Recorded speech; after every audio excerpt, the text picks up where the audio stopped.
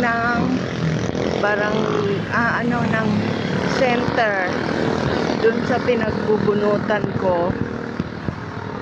So magpapabunot uli ako para matapos na yung aking mga disease na ipin. Ayan, yung aking mga patay na ipin.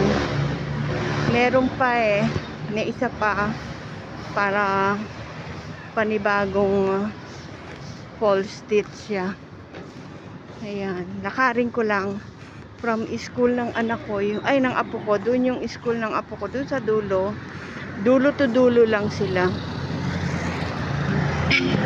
Kaya lakarin ko lang. Ayan.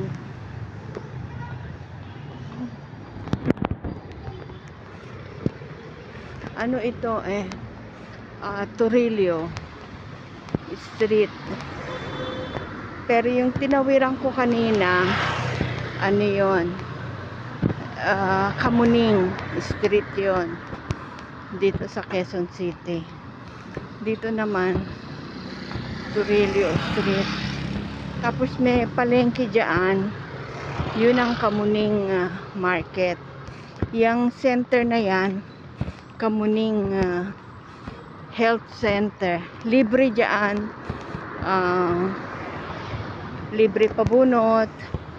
Tapos yung mga senior citizen, libre pa exam ng dugo, yung mga pang x-ray, libre sila basta senior citizen.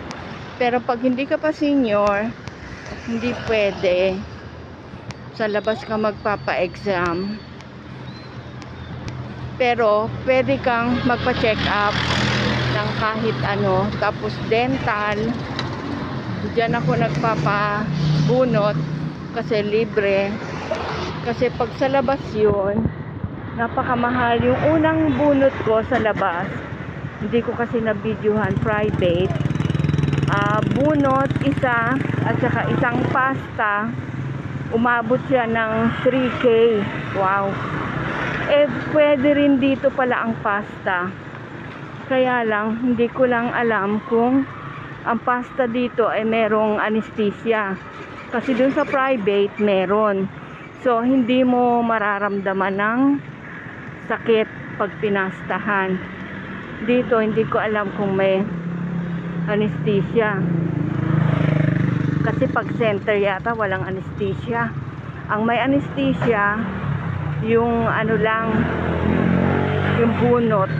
Check ko, ayan nakalagay Kamuning Toda. Nasa Kamuning na ako. Tapos yan, doon banda yung palengke, doon sa dulo. Yan, dito tayo sa center, health center ng Kamuning. Ayan na dahil dito na ako at bawal yata doon.